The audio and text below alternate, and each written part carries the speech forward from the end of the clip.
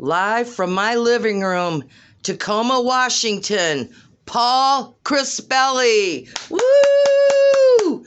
Woo! Yeah! Hi. I'm going to do a garden of weedin today. Garden of weedin.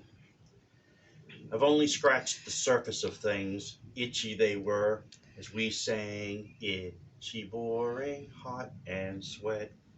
Chanted while pulling weeds from our father's garden plot, rented at the edge of the city. Our father, who Seagram 7 hollowed out his liver, while we hauled water from barrels, smelling that sweet sap rot of summer, and hating the earth full of fat worms and death, blind to whatever pastoral visions of life-giving mother we were expected to find in the dark soil, streaking our sweat-soaked faces.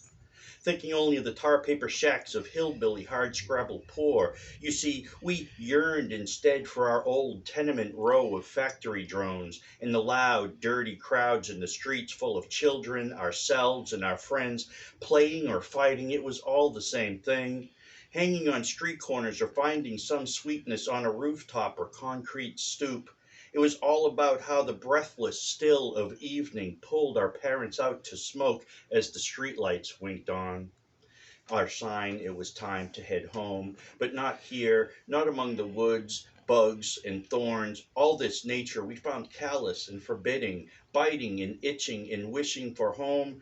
But our father stands at the end of the row, hip flaps poised like some drunken farmer John dreaming of Alaska, wild things in a big sky. The old man, he seemed always a little perplexed, and I'm sure he still is, about how he could have found himself with 5 kids, a wife, and a 2-bedroom flat rented for too much of his pay. And who really were these dark-eyed children so enamored of brick when his own blood sang with the lonely freedom of a mountain man?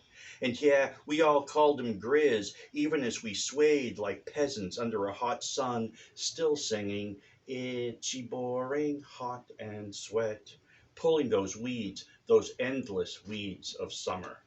Woo! All right!